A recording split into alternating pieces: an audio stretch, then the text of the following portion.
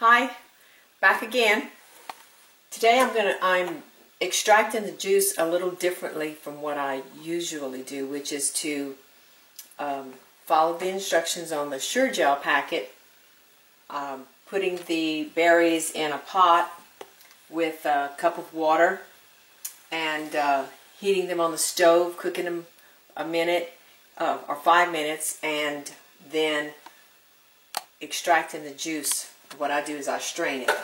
But today I decided I was going to try juicing the berries prior to cooking them, because I found they were very hard to mash in the pot, and I didn't have the strength to do that. So I used the processor, just pulsing it, and I've used 1.5 cups of water total. Every batch I did, I put a little bit of water for a total of 1.5 cups of water. I had a colander, just about a colander full, which would be about 14 cups of blackberries. So I'm just going to pulse this real quick.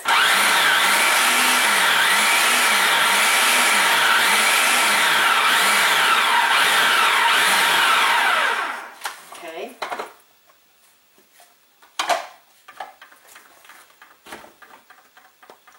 Pour it into my strainer.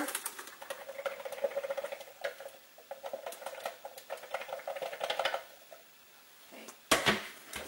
And then I have a biscuit cutter that I use to just kind of help the juice through here. And that works really good. It's got the little slots. Acts like little fingers.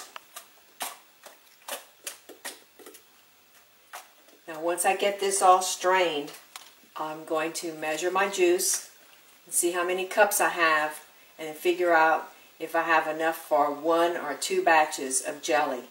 And then I'll be back a little later to make jelly and show you how that's done.